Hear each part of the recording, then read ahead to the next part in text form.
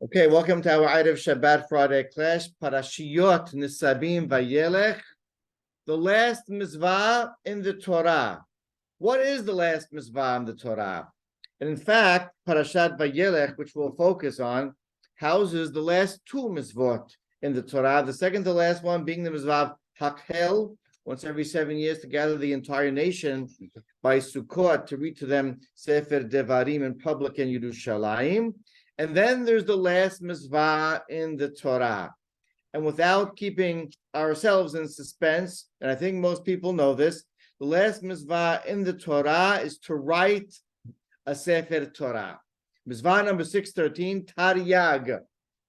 The last that Kadosh Baruch Hu reveals to us in terms of his commands is everything I just taught you now. You need as individuals to write down and own at a certain point in your lifetimes. The question is, where is it? Where is this mitzvah written? Looking in Parashat Vayelech, it's certainly not apparent. And we come across a scenario of Pesukim following what is the most dreadful and tragic news informed by Kadosh Baruch Hu to Moshe and Yoshua, which we've had classes on in the past. And following that, there is a command that seems to be clear in terms of what it's dealing with. We're in Perek Lamed Aleph, chapter 31, Pasuk Yod Tet 19, and Hashem tells at least Moshe Rabbeinu as follows: V'ata, now, kitvu lachem et hashira hazot v'lamedat b'nei Yisrael simaha b'fihem.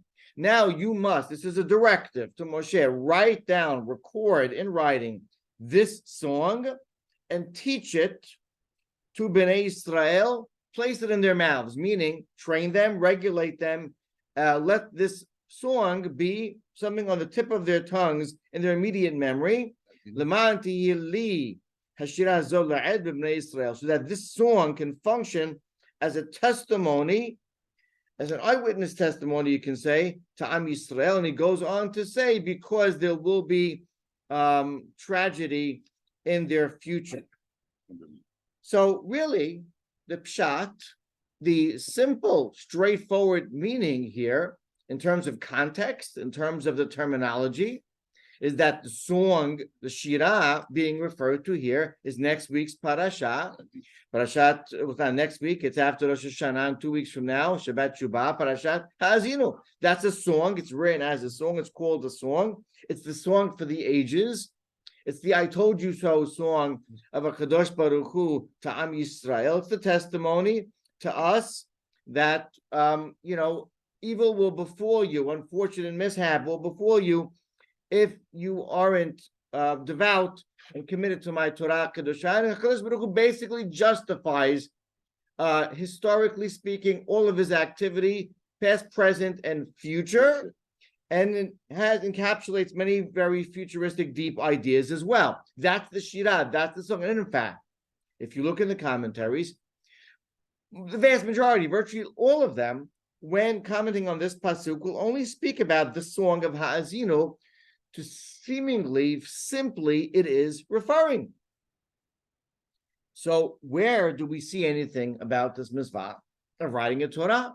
And yet, if you look in the Gemara, Masechah Sanhedrin, indeed, from this pasuk is the command, seemingly, for an individual to write a Sefer Torah. Where? The Rambam, in fact, in Mizvat Aseh number 18, number Yud Het, records this, as well as in the Mishneh Torah speaks about this, and brings this as a pasuk, and says simply the understanding is, based on the Gemara, that what the Torah is telling us is, I want you to record this song, right, which is going to be part of the larger Sefer Torah, because you cannot write the Torah parashiot. You can't write the Torah in paragraphs, in piecemeal, in mini scrolls, so to speak, and then put everything together. It's not the way it works. It's a single unit. Our Torah has a cohesiveness, a unity to it, because it represents a Kadosh Baruch Hu. It actually is an extension of God's intellect, so to speak. And therefore, it has to be written as one. And therefore, if the Torah tells us to record anything, it's all or nothing. And therefore, says Hashem to Moshe, Kitvu lachem, by the way, Kitvu is in the plural, another good point to take note of, Et hashira hazot, this song, ha'azinu, as part of the larger, entire Torah HaKadoshah. And that is the command. And the truth is, you have to dig a little deep to see how it's indicated in the wording. The Emek Davar talks about the fact that it says kitvu here in plural. And kitvu, the Ramban wants to say that it's talking about Moshe and Yehoshua ben Nun. And that is in the context and the flow of this perek, if you look at it, which we won't go into now, seems to fit well. Emek Davar's problem with that is that, yes, the word kitvu, you shall write, is in plural, but a few words later, v'lamedah, and teach Bnei Israel, is in singular. And therefore, says the Emek Davar, the word kitvu indeed is alluding to this mitzvah of writing Sefer Torah. He's speaking to every member of the nation. Kitvu, everyone should write. So we did a little digging, and we found, indeed, that this last and great mitzvah is embedded in this pasuk that says to write Shirat Ha'azinu, which is a song within the entire Sefer, and perhaps the word Kitvu refers to everybody. And there we have it, the wonderful and most appropriate last mitzvah. No coincidences here, everyone. Obviously, HaKadosh Baruch Hu saved this for the very end, after everything was said and done, so to speak. Now write it all. And this is such a inspirational and intense, a powerful mitzvah, so much so that the Rambam says, based on Hachamim, that someone who actually writes it, biyado, b'chtav yado, on his own independently, it's as if as if he received Torah from Har Sinai. And even if one does not write it on his own, he may appoint a shaliach, a messenger, and someone else might participate with him, and that will be considered as if he wrote it. And every word becomes his writing and his responsibility.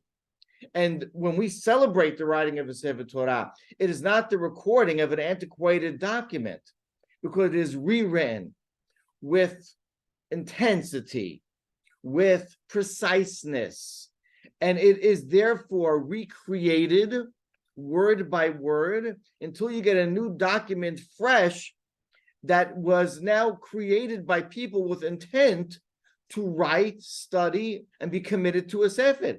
It's as if every single time we write a Sefer Torah, we create the Torah anew. And of course, there are new people and more people learning the Torah because of that. And there are Hidushim, new insights and new depths found in the Torah. The living, breathing, perpetuating, never-ending, eternal Torah is given new life every single time we write and we fulfill this mitzvah of recording a new Sefer. Taryag, number 613. So powerful, so eternal. What a wonderful and appropriate mitzvah. And the Sefer HaChinuch tells us all the practical reasons for which we need to have this. First of all, for every individual to have accessibility to a Sefer Torah. Don't forget, there wasn't always bookstores all around. And all the time, people that can afford sofrim to record a Sefer. I need to be able to look at Torah Shebechtav, the written law. I need accessibility to the Torah. It's a practical reason. Also, we need, the more the merrier. We have an entire nation that needs to see these. The more people that write, the more there is circulation of Torah among the people. And the more someone feels comfortable not reading from something that is old and stale and worn out, something that's fresh and new and exciting. For all those practical reasons, HaKadosh Baruch Hu said, this is the right thing to do. I expect you to do this. And when you do this, what is echud, what a merit. So can we ask the obvious question? If this mitzvah, the last mitzvah, so critical, so obvious, so inspirational, so foundational, so fundamental. Why couldn't the Torah just say so? Dear Am Yisrael, I'll just start with the words of the pasuk we have here. Va'ata.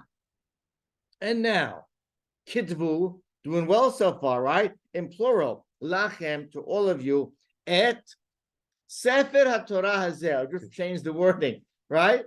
But why do we have to mask? Why do we have to conceal this obvious? Okay. It's a mitzvah that I would have expected, and necessary and powerful mitzvah in other terminologies. Why does it have to lay there inconspicuous? Why do we need an enigmatic pasuk that we have to dig down and somehow discover? Now, of course, in Torah shebichtav, there are many instances where the mitzvah is not obvious, not apparent. We need Torah shebe'al peh to help us out. And in fact, in Sefer Devarim, the Emek teaches us there are many mitzvot that have a few faces to it, intentionally, multifaceted. However, this is number 613. And this is such an obvious one. And this is such a necessary one. And this pretty much recaps and encapsulates everything. Why did not the great eternal mind, so to speak, of HaKadosh Baruch Hu see fit just to tell us directly and explicitly, write a Sefer Torah? And if you want to tell me about Ha'azinu some other way, it could have been done.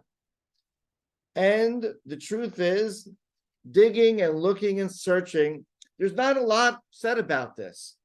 The famous Ketav HaKabbalah, the great commentary on Torah, says something astounding.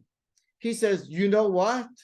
Actually, when the Torah speaks of the Shirah, Kitvu lachem et Shirah hazot, which most interpret to be Parashat Ha'azinu, it is actually, he says, talking about the Torah itself, the Hamishah Humsheh Torah, the Torah shebichtav.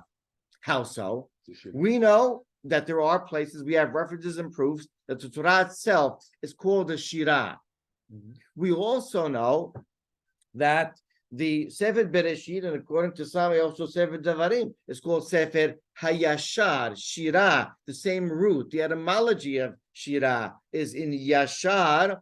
You have to switch the Yud a little bit, but the book of the forthright, of the Avot. We know, of course, also that the Torah Kedosha is called Pikudei Adonai Yesharim. The Mizvot are called Yashar, related to Shirah as well. So he says, the truth is, you can even look at the Pshat, at the straightforward reading of this pasuk, to be telling us and directing us to write a Sefer Torah. It's a nice perush. I thought to try to reconcile this, even considering that the word Shirah is referring to Parashat Ha'azinu. The reason that HaKadosh Baruch Hu did not write it explicitly is an old Gemara, Mishnah and Gemara trick, where sometimes it's the needless to say that is not stated. And what is stated is what's called the Hidush, what I would not have thought to be the obligation. And it's if the Torah is telling us, Hashem says, everybody understands, after all is said and done, that we need to record all of this. Needless to say, but I even want to tell you, even this, not only should you record the Sefer Torah, but even write the Shirah. The Shirah? Do you mean Ha'azinu? No. Record that? That nails us. That justifies all the tragedy across history that will befall upon us. Record that? Tell me about it as an addendum. But record, and says HaKadosh Baruch Hu, if I don't have my Torah accompanied by the accountability of for every single individual Jew to keep and be committed to and be beholden to the Torah, then it's all worthless. So I want to tell you, Am Yisrael, Ata kitvu lachem, all of you, not just my Torah, Hamishah Amshet Torah, with his Taryag Mizvot, but even Hashira Hazot, even the song for the ages, because the song for the ages is critical in creating an accountability for Am Yisrael, in justifying the fact that if Am Yisrael is not beholden to this covenant and aren't devout to me throughout the ages, through thick and thin, that everybody pays the piper and everything that will befall upon them is very justified. And you need to know that is part of a Kadosh Baruch Hu's superstructure of history and where Am Yisrael fits into history. It's so necessary. Hashira Hazot, Hashirav Ha'azinu, which also includes in it a view towards the future. And you need to know that the Torah is serious business. And it's not just the reward. And it's not just the benefit. And it's not just the dreaminess. And it's not just what is the future messianic view of redemption. It's all that. But really, as we face Yom Hadin, the day of judgment, we need to know, and HaKadosh Baruch Hu emphasized it, that the exclamation point of writing the Torah is writing the song for the ages, Shirat Ha'azinu, where HaKadosh Baruch Hu says, this is real. Life is real. You entered into a covenant. You represent me on this earth. I have an objective of human existence. We need to get there together as a team. I hope everything goes right. But if it doesn't, then the world needs to see there are consequences and there's accountability. The world needs to see that all of that comes from me and that what I've done is with purpose and was all's fair in love and consequence, says HaKadosh Baruch Hu. And that is stated at the end of Ha'azinu, when all the dust settles, and in the final say, says HaKadosh Baruch Hu, and end of the Parashat and the Shirah, Ani Anihu. It is me standing at the end. There will be a full redemption. But just know that to get there, there may be rough times. It's all justified. And it's all part of HaKadosh Baruch Hu's perfect world. Write a Sefer Torah, enjoy it, embrace it, keep it, make it part of your lives, but include in it the punctuation, which is the Shirav Ha'azinu, which tells us that HaKadosh Baruch Hu is perfect and his plan is perfect as well. Baruch Adonai Olam, Amen v'Amen. Shabbat Shalom.